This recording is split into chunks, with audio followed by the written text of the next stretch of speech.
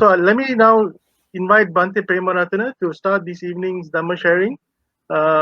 This is also in conjunction with Vesak. And Bhante, would you like to start this evening sharing? Yes. Okay.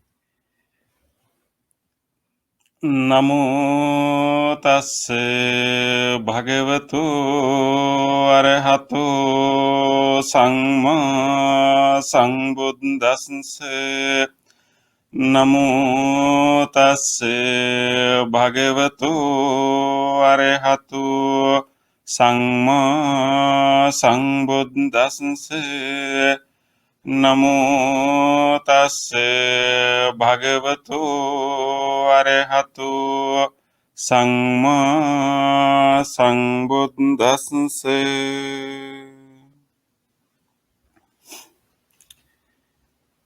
Dear friends in the Dhamma, I'm very glad again to be part of this program, for this Vesak program, and especially on Friday, because Friday talk has been a tradition in Malaysia. So I'm so glad that I am able to be a part of the Friday talk, also in conjunction of Vesak program from Pittsburgh, USA. And I'm so glad that you all somehow found a way to celebrate and then commemorate the Buddha, the Vesak themes, the birth, the enlightenment, and passing away of the Buddha. So today I would like to share with you the Buddha's teachings on mindfulness. Of course, this has been a very important topic throughout the Buddhist history, but particularly during this period and in many all around the world, people are talking about mindfulness. It has become such a what you call hot topic. So today I would like to spend a little more time on understanding the real, original teachings of the Buddha on mindfulness. So I titled this topic, this talk as mindfulness and right mindfulness. What I mean by right mindfulness is not implying that other forms of mindfulness are wrong. What I mean by right mindfulness is what you call samma sati, which is the in the Noble Eightfold Path. We have mindfulness, or let's say right mindfulness, or maybe appropriate mindfulness as a part of our practice. So let me start with the simile given by the Buddha. When Buddha talked about mindfulness, he has used number of similes. So I think Buddha, as a great teacher, Buddha has used similes most of the time to help us to understand some difficult concepts. So let me start with the simile given by the Buddha. This is called simile of the gatekeeper.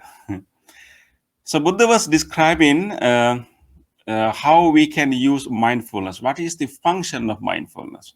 So when he described that, he was talking about a fortress. A fortress. A fortress. We need to understand fortress is what in ancient what ancient rulers used when they built a kingdom, and then they will build a fortress within that kingdom. That fortress can be almost like a city inside, but it is well protected. So this particular sutta is also called Nagara Sutta, the sutta on the city, the city within a fortress. So according to this simile, so imagine a big fortress, the whole city, not a city, and then there are so many things happening inside. The king is inside, the other ministers are inside, and the army is inside, and then we have big, strong walls on the four sides of the city. So that is the fortress, and this is well protected, and all the important treasures are inside, and the weapons are inside, and for the protection of the fortress, protection of the country, and this is the most important place in the country, this fortress, and someone has to protect this. Of course, there are four walls to protect the city. The very fortress is to protect it, but then people have to move in and out. Therefore, there are four gates to this fortress. So people who are inhabitants of this city, people who serve in the king's or court, should be able to come in and out. And sometimes people need to deliver things, but you need to protect this fortress from invaders. Maybe people who are coming from outside, and people who are not allowed to come in. And sometime those days, during ancient period, kings were fighting with each other. Sometime some other ruler can send you a spy. So if that spy, as a normal person, came into this city, came into this fortress, he'll be able to collect all the important information. Where is the storage, where is the weaponaries, and all these things. So that can be very harmful for the protection of this fortress. Therefore, during those days, there were gatekeepers. On all these four gates, there were gatekeepers. And these gatekeepers has to be very skillful and very intelligent, very wise. And they should, they are in the gates, and they will watch everyone coming in to this city, to this fortress. And they should be able to identify and then distinguish who are the people who are allowed to come in, and who are the people who do not have a permission to come in, or is not appropriate people to come in. So this is the function of the gatekeeper. So with quite intelligent, you have to be very alert, but at the same time have to be wise, and then should be able to distinguish to whom he should allow to come in. So I mean, I'm thinking about these days we have like our buildings. Sometimes those buildings are not anybody can go into these buildings. There are only allowed people who can go into these buildings. So we have like cards, identity cards. So we will swipe the identity card, and then they will recognize, okay, this person is a worker inside, so he can go in. So outside people who are not working inside the building cannot come in. So right now, these days, also we have those systems in our institutions. So right now that machine function as a gatekeeper. Even in a gated community, if you are living in a gated community, there is an entrance. There are people who will protect that community, and so they will decide who can go in and who cannot go in. So that's the same function, so in the gated community. So Buddha is giving this example of the gatekeeper and saying that the function of mindfulness is exactly like this gatekeeper. The function of mindfulness is to be able to watch, observe whatever arising in our body and mind, and then distinguish what are the beneficial mental states, what are the beneficial experiences, what are the experiences that are not beneficial, and distinguish, and then decide to promote or weaken those mental states. So I want you to remember this simile. Now, I will come back to that later. But having that simile of the gatekeeper is very important for us to understand the concept of Buddhist mindfulness, what we call samma sati, the right mindfulness or appropriate mindfulness.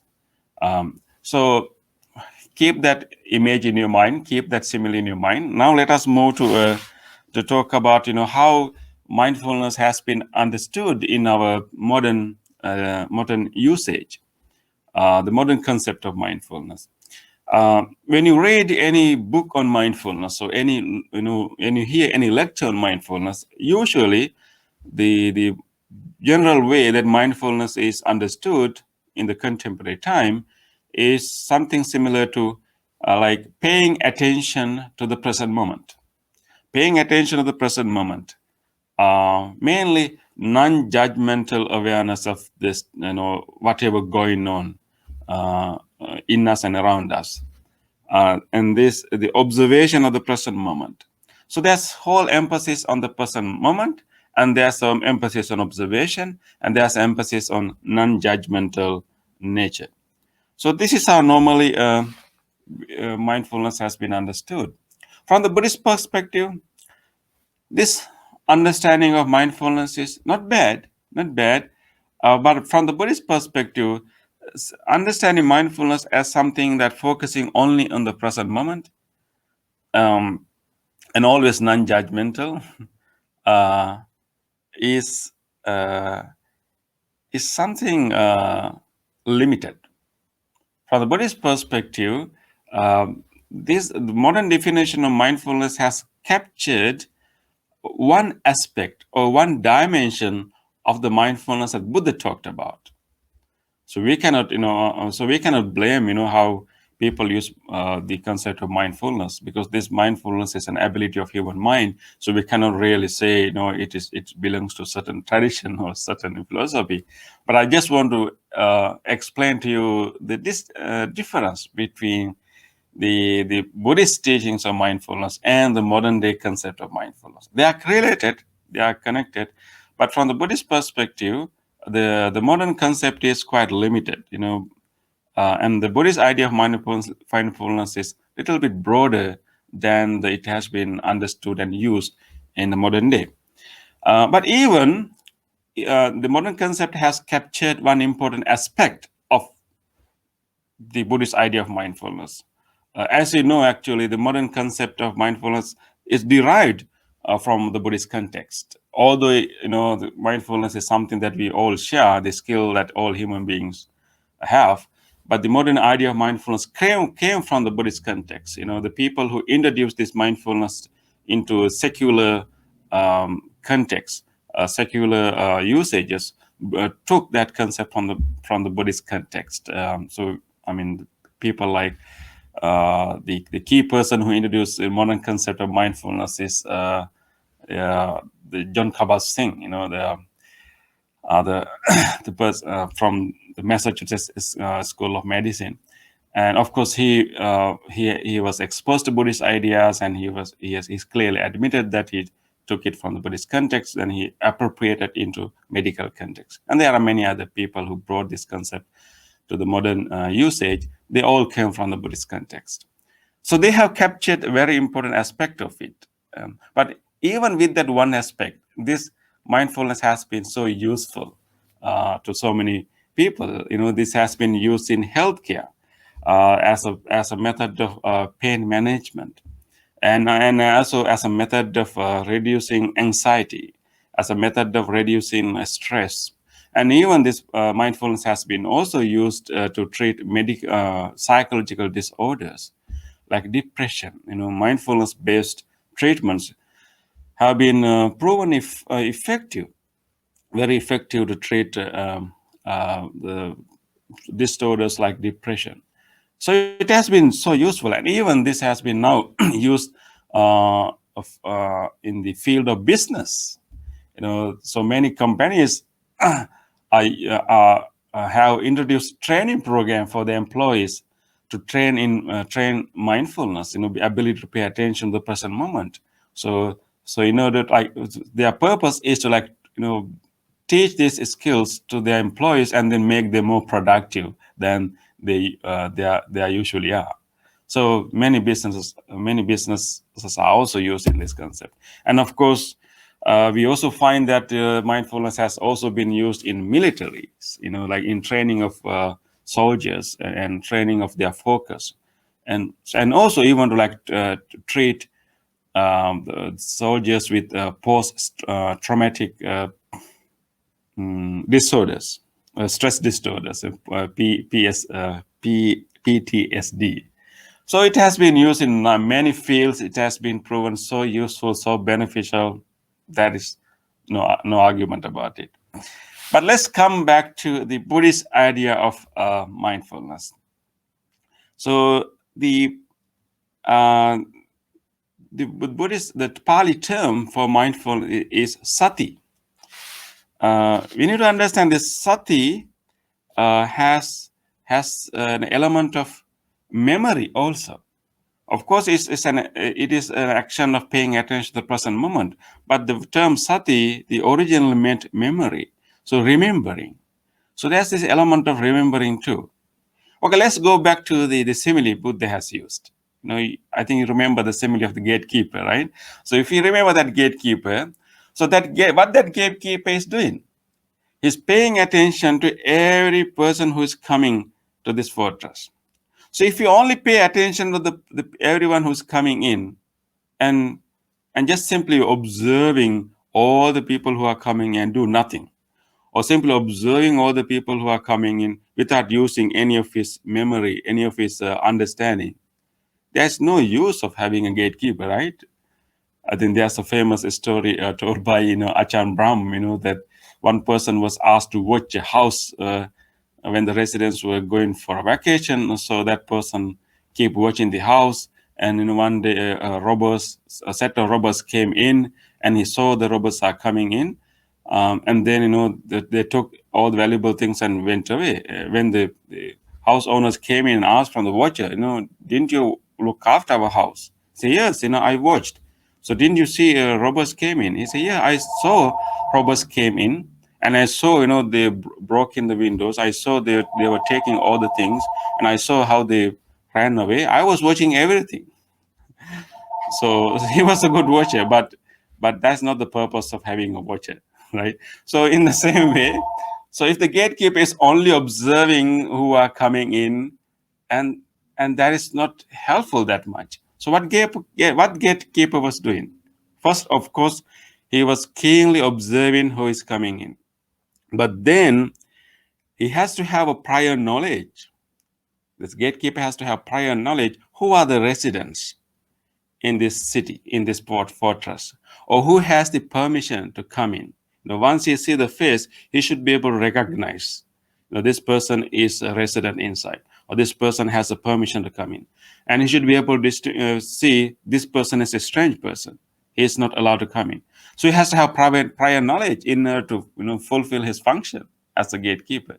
Not only is observing what is happening right there, he's not simply observing the present moment, but he's also using his prior knowledge, prior memories to distinguish, who is allowed to come in, who is not allowed to come in.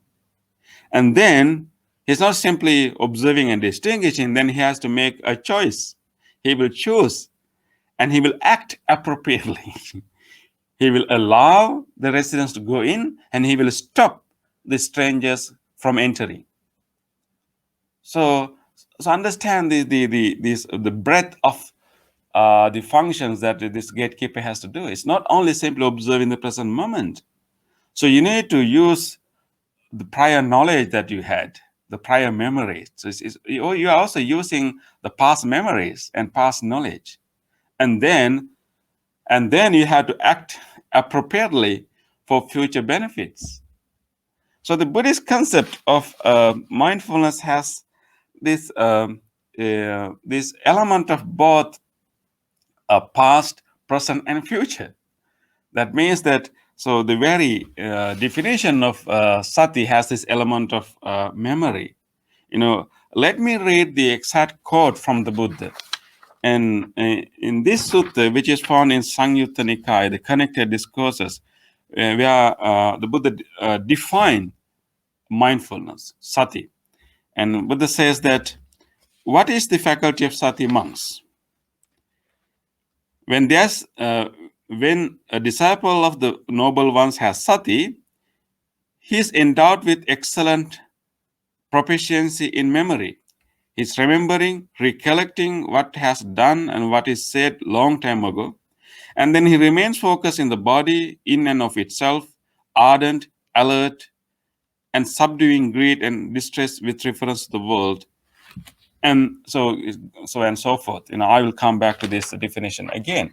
But this idea that the Buddhist concept of mindfulness is actually applying the memory of the past and learning of the past to the present moment for the sake of present and future benefits.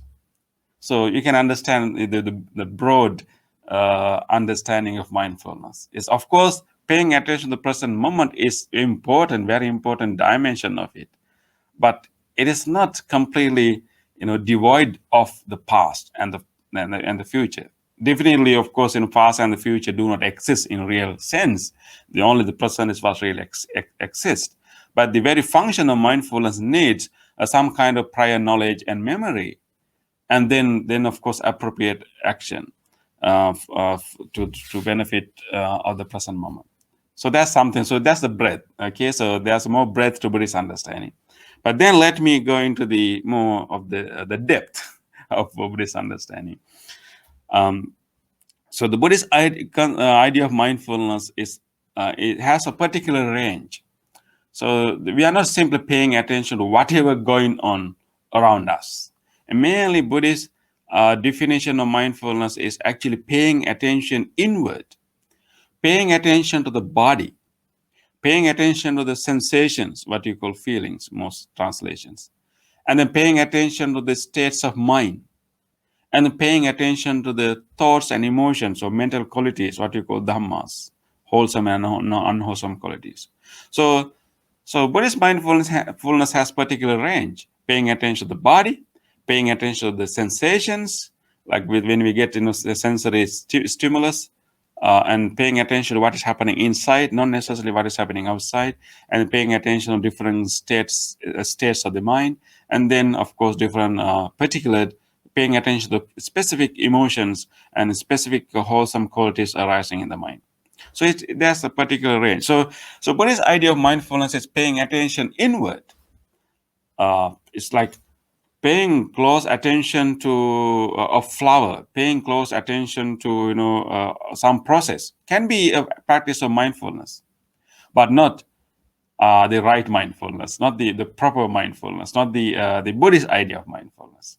Because Buddhist ideas of mindfulness always had this inward turn.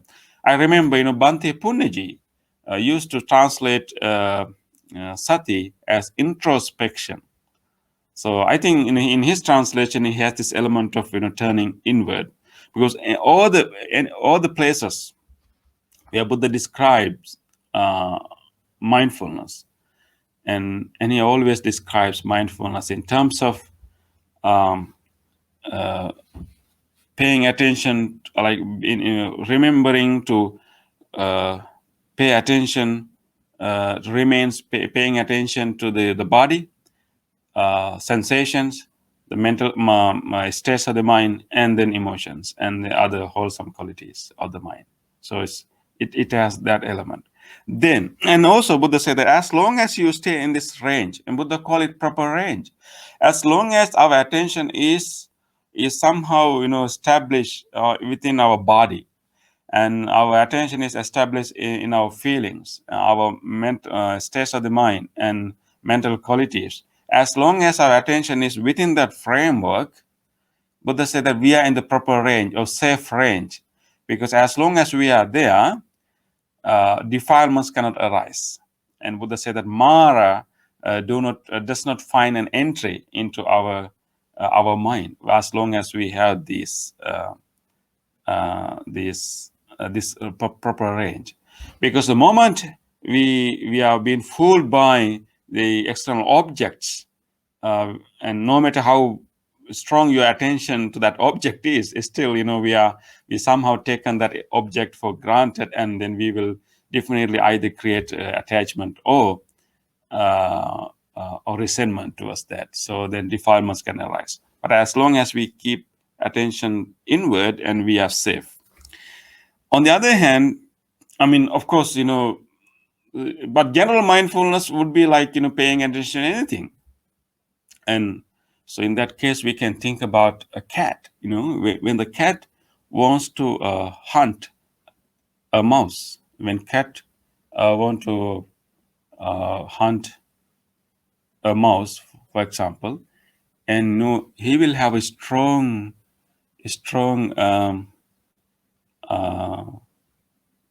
a mindfulness, very strong focus. He will pay attention, very close attention to that mouse. So he's practicing mindfulness definitely when he catch a mouse and any other animal when they hunt. but that is not right mindfulness. That is not the Buddhist idea of mindfulness. So maybe at least not right use of mindfulness. So the second element of the Buddhist idea of mindfulness is actually the whole purpose of paying attention is not simply observing whatever happening. The Buddhist mindfulness has a specific purpose, that is to to remove our defilements. In order to remove our defilements, we need to have a better, clear understanding of the reality.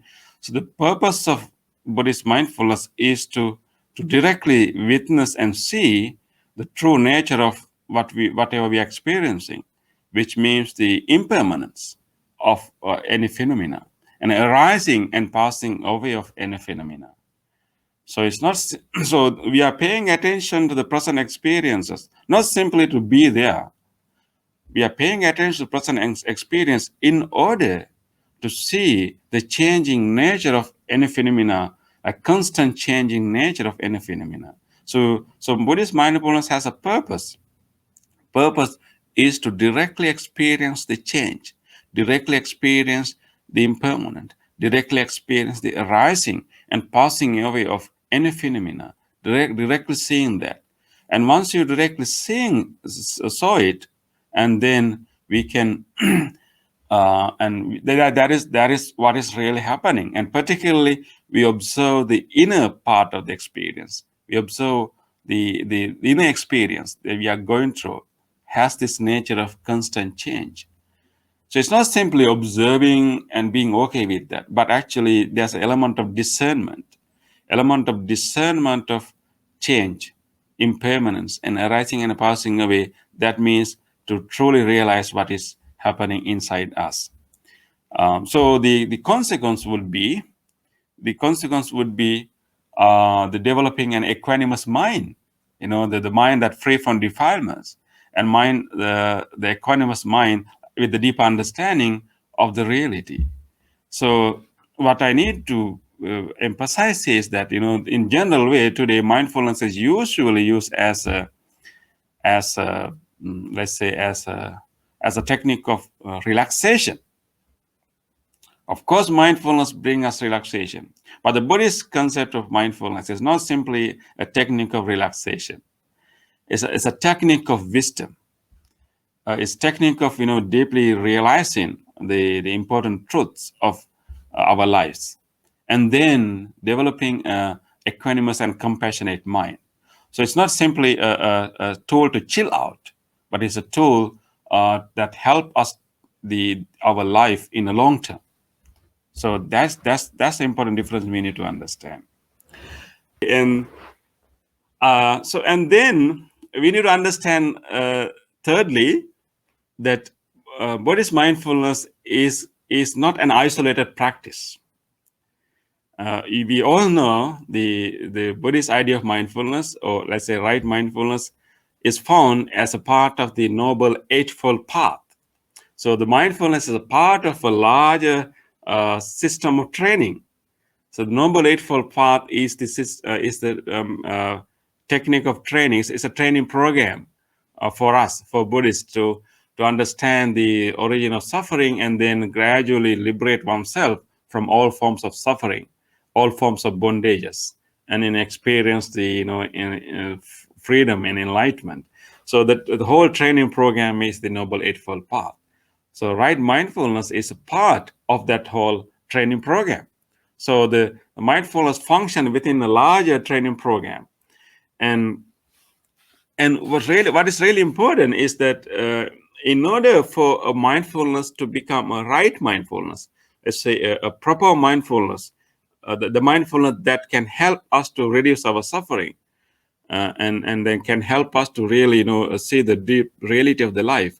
In order to make mindfulness such a beneficial mindfulness, the right view plays an important role here. Right view. Of course, the whole Noble Eightfold Path is started with right view. Right view is something that we develop by understanding or reading and listening to the teachings of the Buddha.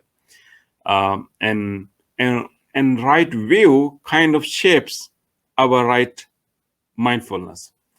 Means that, as I mentioned earlier, for the gatekeeper to observe and recognize, who is allowed to come in, he has to have a prior knowledge. He has to have some kind of memory and prior knowledge. What the right view is doing is that giving that ability for us. Our whole purpose of observing our mental states, our body, our sensation, is not simply to like observe and be okay with it. We do it in order to like help ourselves to remove our mind from defilements. So in order to do that, we need some prior knowledge to understand, what are the defilements, and what kind of mental states can harm us, what kind of mental states can produce suffering in us. Of course, we can use our own experiences. If we make an honest observation of your previous experiences, we can have a better idea, what kind of actions, what kind of thoughts, what kind of patterns of speech can generate so much troubles to us. So we can use our own memory also if you do a genuine, honest observation. Sometimes we try to justify all our actions, all our speeches. Sometimes it's hard, but we can, if you do an honest observation, honest reevaluation of our own past actions, and we can use that as a memory also. But at the same time, we can also use the teachings of the Buddha, and then have a right view, the understanding how suffering arises in human mind, at least theoretically understanding that suffering is not caused by external factors, external people, external situation. Definitely external situation, difficult, difficult people to be with, and challenging situations provide a condition for our suffering to arise. But there are so much that that happening inside of us in terms of interpretation, in terms of going back to our old patterns of reactions. There are so many things happening inside us that at the end produce suffering. So having that understanding that how suffering arises in our human mind, and what are the main causes and conditions, and then there's also a way that we can be away from these causes and conditions, and there's a way to the techniques to overcome them. Having that theoretical understanding is very important in order to practice right mindfulness. And in fact, there's an important sutta called Mahachattarisika Sutta in the Middle Lane discourses, the discourse on the 40.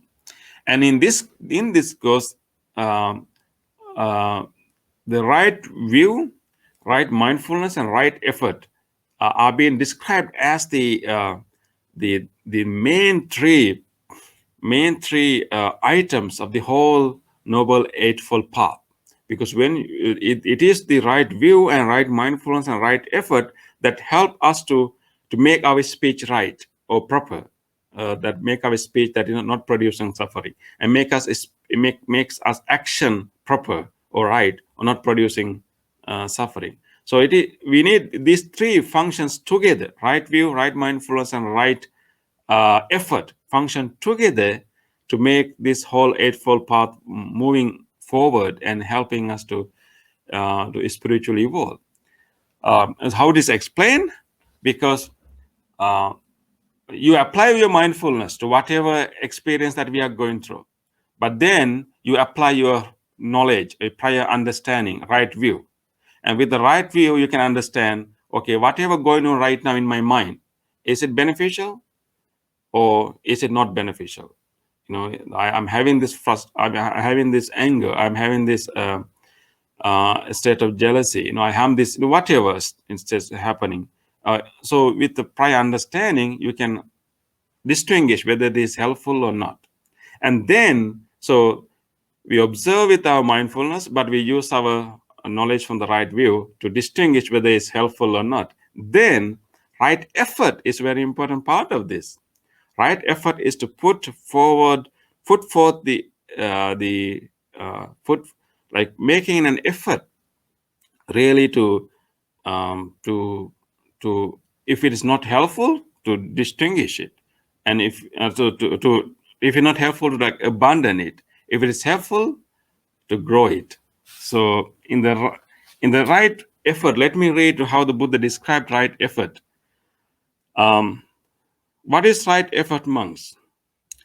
That's the case a monk generates desire, endeavors, activates persistence, uphold, exerts his intent for the sake of non-arising of unskillful qualities and abandoning of unskillful qualities, and also for the sake of arousing skillful qualities, and also for the sake of maintaining wholesome qualities. So without right effort, right mindfulness is not beneficial. So we need to have this, like all this right view to inform us what is proper and what is helpful, what is beneficial and what is not beneficial, what is skillful, what is not skillful, what is wholesome, what is not wholesome. We need to have a right view or our genuine evaluation of our own past actions, and then we can distinguish. And then what right mindfulness is helping us to make a right effort, to whether to maintain that mental state or to drop it or abandon it. So this functioning of these three together is very important. And then we can think about, like we can apply. So the right mindfulness is not simply observing our mind, but there's also element of doing some proper action right there. Let's imagine that you are in a conversation with someone, in your family, maybe with your, colleagues, whoever, and you are having in a conversation with someone, and there are, so many things are being discussed, people are, giving their own opinions, and you try to give your own opinions. And sometimes we can be emotionally agitated in the middle of the conversation.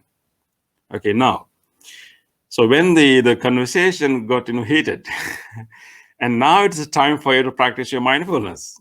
You first become aware what is happening in your body. You establish your awareness in the body, not focusing too much on what is coming out from the other people's mouth. Okay, your attention is now within this body. So establish your mindfulness right here. As long as you are here, you are safe. That's a proper range, of the Buddha.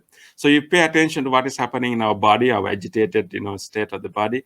And then we can also observe our urge to say certain things, our tendency to use certain words. You can observe that, what is coming, arising in our mind. And then, so we can simply observe that, observe whatever happening. But if we stop there, if we simply observe what is happening in the body and mind and simply did only that, that's helpful, because that will preserve your peace, definitely. But it will not like train you. So if we stop there, but then what we had to do, okay, then we had to use our right view that we that we develop through learning the teachings of the Buddha, or maybe that we develop through our own previous experiences. Maybe you had a similar conversation weeks ago, and you said certain things and it created a real bad situation, and people got really angry, and and then you started a quarrel, or maybe you stopped talking to each other, and you hurt so many people because you said that thing. You can use that your previous experiences, and you know that if I use the same words, same way of reacting, I'm going to produce the same result. So you can use that prior memory of your own bad, your own mistakes, or you can use the knowledge you get from the Buddha. And then what we can do, make an effort to abandon that urge, abandon the tendency to speak in a certain way. So instead of like justifying our thoughts, we can contemplate the consequences we are going to have. This tendency is not going to help me. This tendency is not going to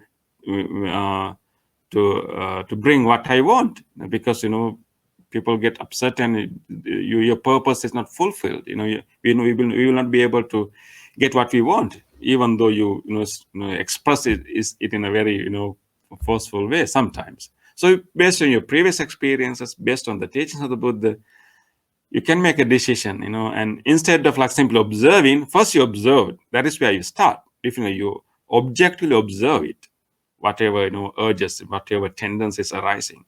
But then instead of simply stopping there, like instead on not only observing it, but then if it's not helpful, you try to abandon it, you try to weaken it by contemplating the consequences, contemplating the danger of those tendencies, the unbeneficial, unhealthy nature of those tendencies very quickly in the mind, and drop it.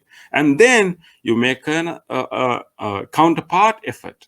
You purposely try to say something else, maybe very mindful way of speaking. You try to like say purposely, you say something. You're not simply observing and watching and be like silent and be like a zombie, but you observe it, you distinguish the whole beneficial or not beneficial. And if it's not beneficial, you try to contemplate the consequences and try to abandon it. And instead you try to put effort.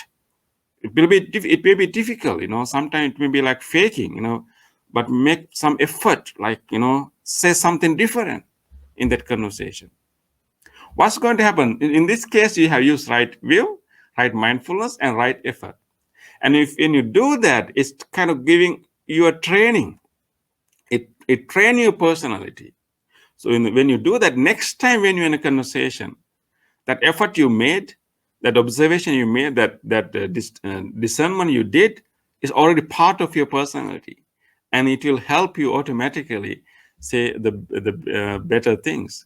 And the next time the urge is coming to your mind, and the patterns of your speech will be beneficial one, wholesome one. So then also you notice that pattern also. When you observe it is a wholesome one, it has given you benefits in previously, and then you can maintain that tendency. You can maintain that wholesome state. So that's element of it. And also think about the other example, like let's say you feel like eating some junk food. Of course, there are so many advertisements coming in our screen, in our billboards, whatever. So those things can create an urge. Sometimes we have been conditioned to eat those unhealthy food. They are very delicious, but they're unhealthy. So imagine a situation that you feel like eating an unhealthy food. Okay, so let's say, so whenever we have that kind of urge, so what we can do, like turning attention inward and then pay attention to that state of urging, want to eat, really feel like eating it, badly need it, our body's like asking for that. It's not really body, actually it's the mind. The body will never ask junk food. It's only the mind that will ask the junk food. So you observe that very strong urge coming in. Observe it. Of course, the very observation can help you to reduce the force of the urge. That very observation is helpful, definitely. It really can help you. But then we should not stop there. We observe that urge. Okay, this is coming in. This is so strong. And I really feel like going out and buy. I feel like going to computer and order this. And you observe that whole urge. And then instead of stopping there, you can use your prior knowledge, your prior memory. Maybe you have eaten the same kind of food earlier. It was delicious, but then later you got into troubles. You didn't feel good afterwards. It was pleasurable when you ate it. But it didn't make you feel good after you eat it. Maybe it gave you some other health problems. You can think about those previous experiences, and then and then analyze this, and then understand the consequences and the result that we are going to experience because of that. Once you contemplate this unbeneficial consequences, then we can reduce that urge, and then we can purposely think about something else, like maybe having a more healthy food, or maybe doing something else, maybe making a donation to someone instead of paying so much money to buy this junk food. Why not I help someone to eat a basic food, someone who cannot afford it. And so you, instead of being there, you do something, you make a good effort. So this is how the right mindfulness functions in the Buddhist context. So what I want you to pay attention is that actually there are two different ways that we will attend to our mental states. If it is wholesome, we will let it grow, we will maintain it. And if it is not wholesome, we will make really effort to abandon it, effort to drop it, and effort to weaken it, because our whole purpose of mindfulness is not simply to be aware of whatever happening and just be okay, but our whole purpose of mindfulness is to liberate ourselves from the defilements in our mind, and consequently liberate ourselves from the dukkha, from the dukkha, from the suffering. That's the whole goal. So mindfulness is not simply a temporary technique to like be away from whatever situation we are in temporarily. It's not simply like chilling out. It's not simply zoning out, like observe and just be away with that, and then somehow manage that situation temporarily. That is not the purpose of Buddhist mindfulness. Of course, the very observation can help us to create some peace in us, but that is temporary. The larger goal is to like train our mind, having a training our mind to eradicate our defilements and ultimately liberate from all forms of dukkha, all forms of suffering. In order to use our mindfulness in that way is not only observing the present moment, it's actually observing the present moment within the framework of our past experiences and our prior knowledge that we gain from the teaching of the Buddha, and then make an appropriate action. Then it can function within the context of Noble Eightfold Path as a training to to remove our defilements and to eradicate all forms of suffering in our life. So the modern concept of mindfulness has captured that important aspect of the Buddhist concept, but we need to understand, we need to like broaden it. And right now, while the mindfulness is very popular in many of the Western countries, but remember, there are also many critics on mindfulness now because of this narrow focus. I mean, of course, now there are the people are talking about Mac mindfulness, like McDonald, Mac mindfulness, because mindfulness has been used as a profit making business now. And also, there are also critics of mindfulness. People are criticizing mindfulness as a way of simply, paying attention to the present experience, not taking into account the political and economic conditions that people are in. So only you simply observe your mind and do not really pay attention to the maybe injustice and injustice in the society. There are so many critics now, just like this popularity, there are also so many critics of mindfulness coming out. Is some people are saying that this is like mindfulness is blinding people from the actual context. You simply pay attention to whatever going on in the mind. So I think if we really apply the Buddhist concept, maybe we will be able to get rid of those critics. So now I would like to summarize you know uh, what I wanted to emphasize today. Like the Buddhist concept of mindfulness is not simply paying attention to the present moment. It's, of course, that is an important part of it, but it's not only paying attention to the present moment. It is more like incorporating our past learning and memories to deal with present moments, and then make appropriate effort for future benefits. So you see this. I mean, it's see the elements of past and future also, but it's not really. I mean, this is not really like worrying about things happen in the past actually, but simply using the learnings, using the memories from the past. And we are not really imagining the future and be anxious about possible future events. Actually, we are making future purposely. Instead of simply ruminating and worrying or being anxious, we are creating the future by making appropriate action right now. So that is Buddhist idea of mindfulness. So it has this element of observation, and it has this element of discernment. Of course, in modern concept we have this idea of non-judgmental. Of course, we start with non-judgmental observation of the mind. We don't want to judge. We don't want to criticize ourselves for having any experience. We start with the objective observation. That is where we start. We start with objective, non-judgmental observation. But we don't remain non-judgmental. I mean, of course, I'm not saying using the word judgment in the wrong sense, but we have to distinguish. We have to distinguish what are beneficial and what are not beneficial. We have to distinguish what are wholesome and not wholesome, what is kusala and what is akusala, what is skillful and what is unskillful. So, so we need to first start with objective observation without judgments, and then we need to move into some kind of discernment. You can call it judgment, some kind of discernment to distinguish what is healthy, what is not healthy, and then make an appropriate action based on that. So I just want to emphasize that Buddhist idea has this a proactive aspect to it. Let me conclude my talk with another story. This is a story about a carpenter. This carpenter used to work in a company for many, many years, and he was a really good worker, very honest worker. He did a really good job when he was, serving this company. But eventually he grew old, so now it's a time for him to retire. So he informed his boss, that I need to retire from my work. And then the boss was really appreciative of his service, his dedication for the company. But then the boss told him, I just want you to do one more job before you get retired.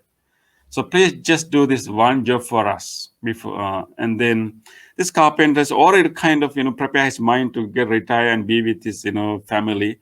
But now because he got this request from the boss, he decided, okay, maybe I will just do the last job.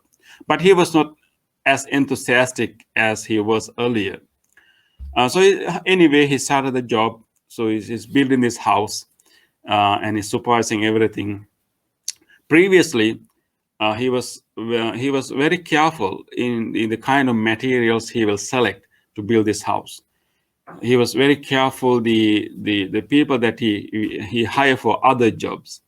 And he was really very careful, paying attention how he fixed things. But now, because this is his last job and he was not really even willing to do this, he's doing this because his boss asked him to do. So he was not really, paying much attention. He's not really paying much care as he used to, do it. So he did the kind of sloppy work, so to speak. So he didn't choose material well. He didn't really pay much attention, to really fix things and join things. But so anyway, he just want to finish this thing and then get retired. So he did a sloppy work, so to speak, and then finished the last project, and then submitted the project to the boss, and he was happy. And then this company arranged a farewell ceremony for him because he has worked for so many years. So they arranged a farewell ceremony, nice ceremony. So in that ceremony, many people talked the good qualities of this, the carpenter, this person, and like sweet memories they had together. And at the end of the ceremony, the boss wanted to give him a gift from the company. So in the ceremony, so the boss handed him over an important gift. That gift was actually a key. He was given a key as a gift. And they said that, this is our gift from the company, this key, and this key to a new house. He got the key and then realized that actually that is the key of the house that he built as his last project. He was given the house that he built as his last project. And as you know that, he didn't really do a good job in making that last house.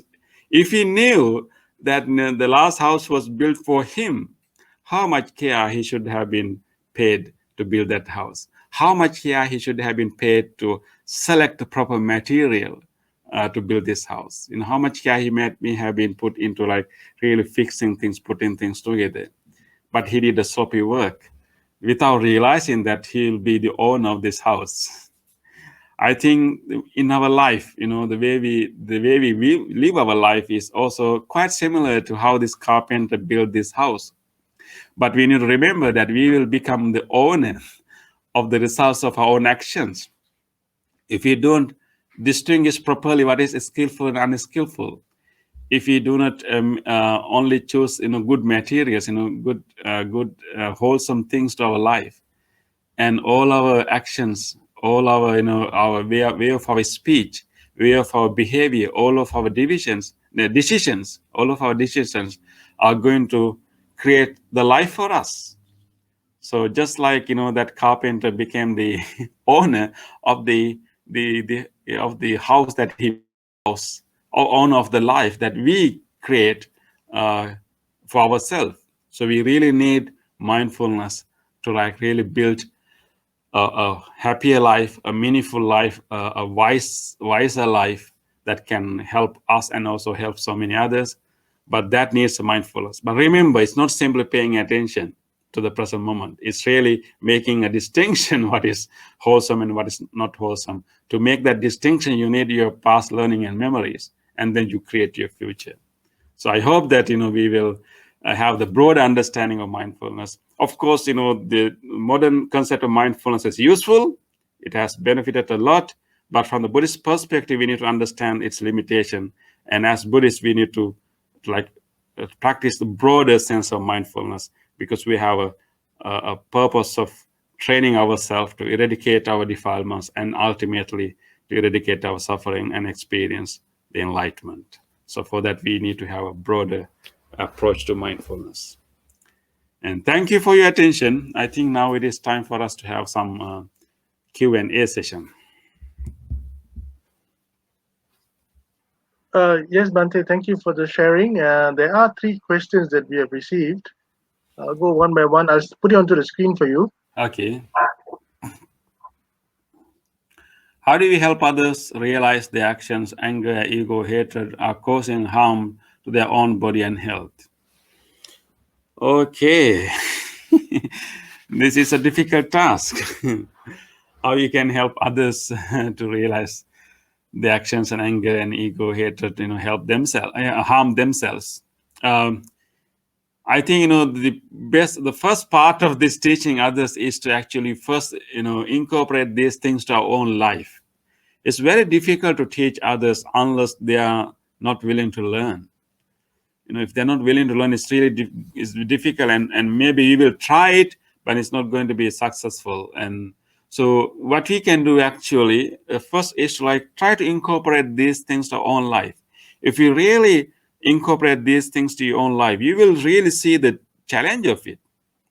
How difficult not to be angry. And it's just like looking, I mean, think about yourself, how difficult it is to like maintain the peace in the mind. It's not easy. And although we know that anger is going to harm us, sometimes when the when unpleasant situations are happening, unwanted things are happening, it's very difficult not to have anger.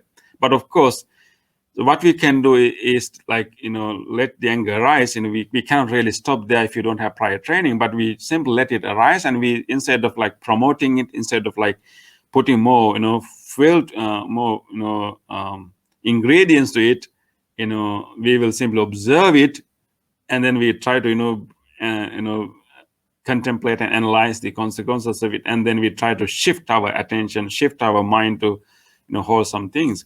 So when you do this practice by ourselves, we come to know what is the real difficulty here, and we come to know the real process, and then it is so easy for us to like guide someone.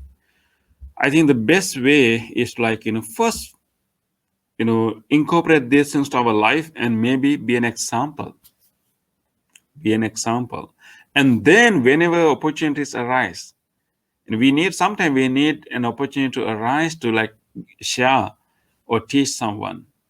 It's so difficult to like forcefully teach anyone. Maybe there can be opportunities, like someone may be act with ego and anger and all these things, and create harm for himself without realizing it. So, but there could be moments that that person is really down, and really, going through such a difficult time. So if you can approach such that person in that kind of situation with kindness, not in the sense of like teaching him a lesson. No, he's going to learn his lesson today. I'm going to show him, how he's going to learn his lesson today. If you had that sense of, that attitude, you're not going to help him. He's not going to learn.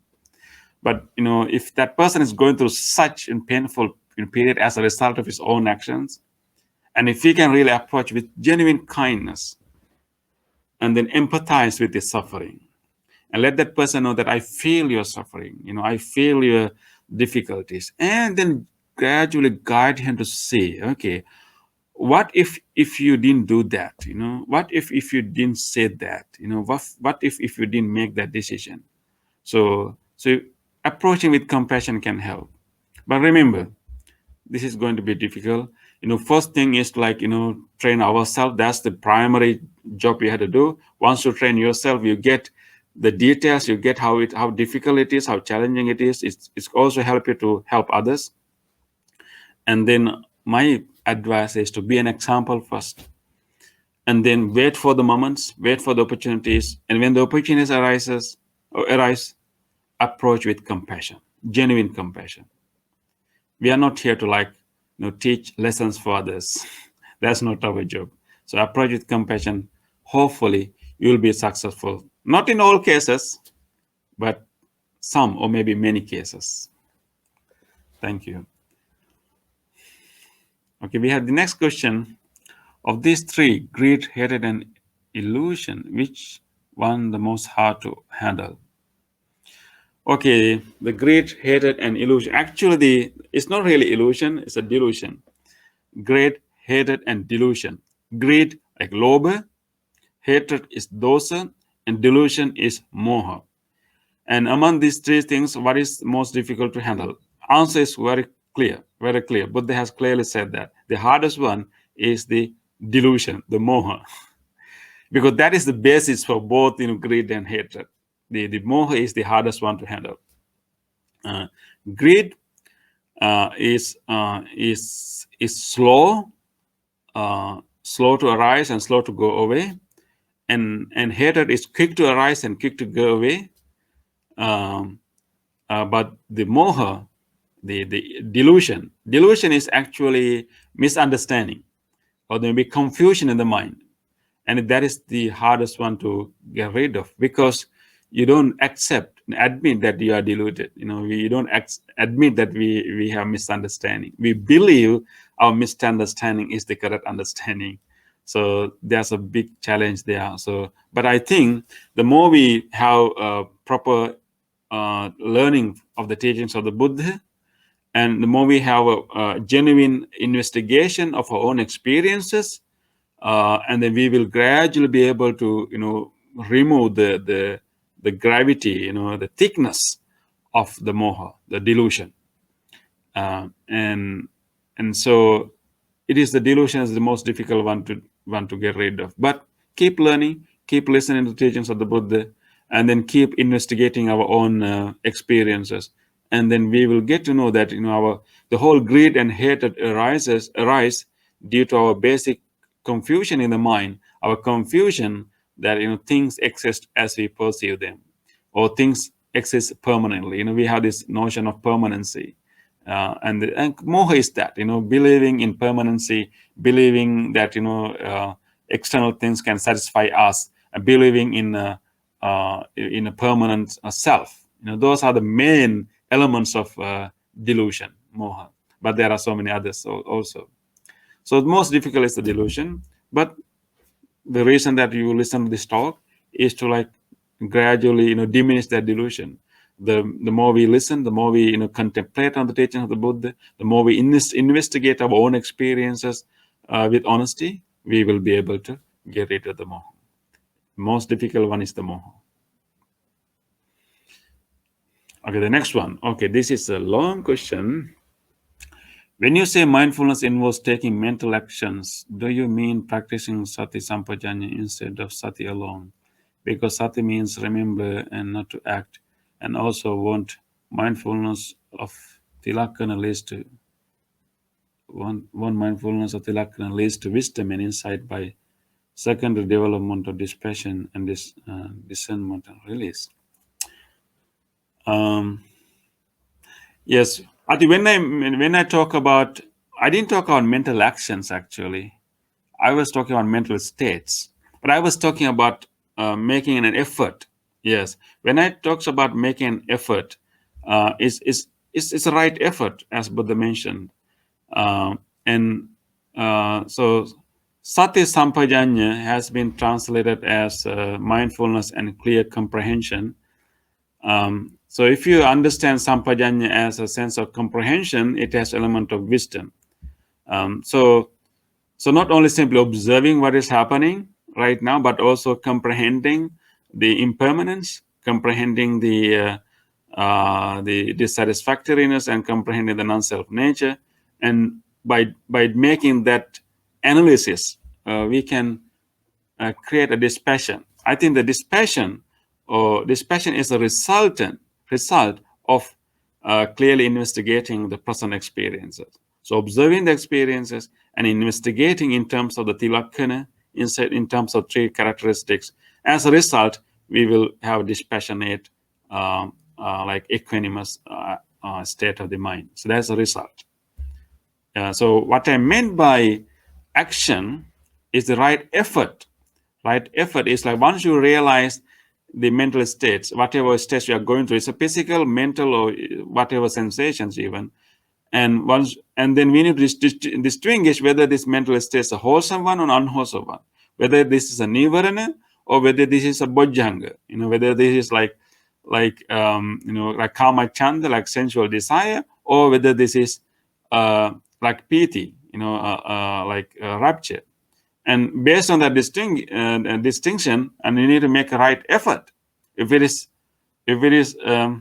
sensual desire, and then you try not to promote it, and you contemplate the consequence of it, and you abandon it, you drop it, and you purposely move your mind to wholesome object. And if it is piti, and you will promote it, you will let it grow, you allow it to stay there, you cultivate it. So that is what I call right action, or right what I mean by proactive effort, like what you call right effort.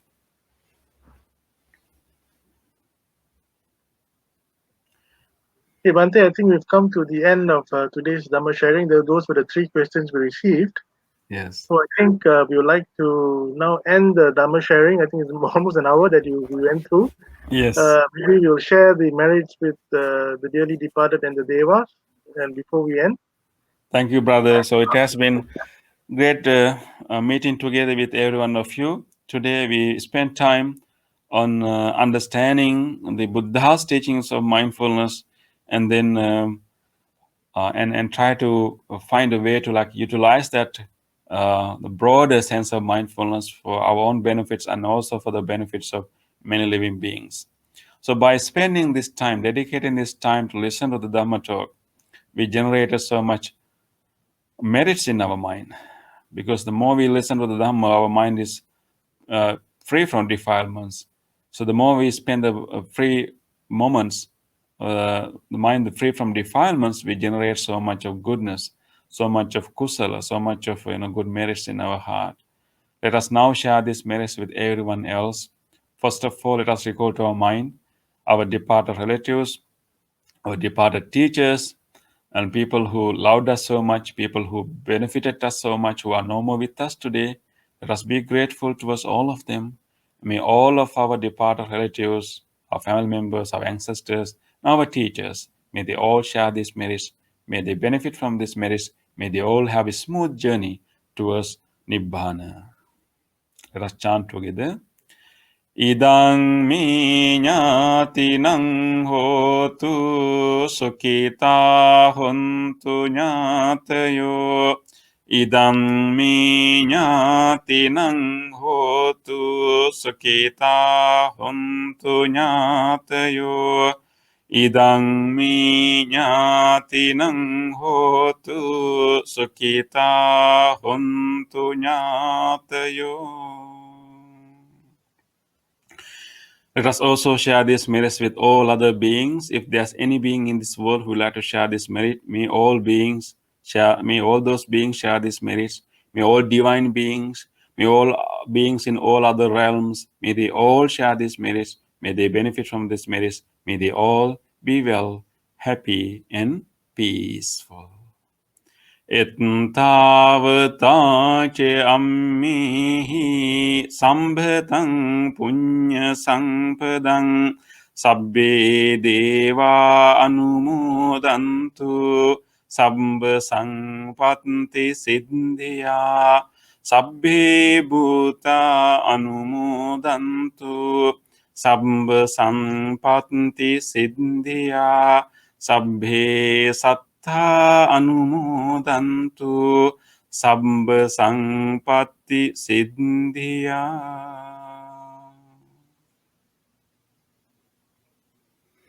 Thank you, everyone.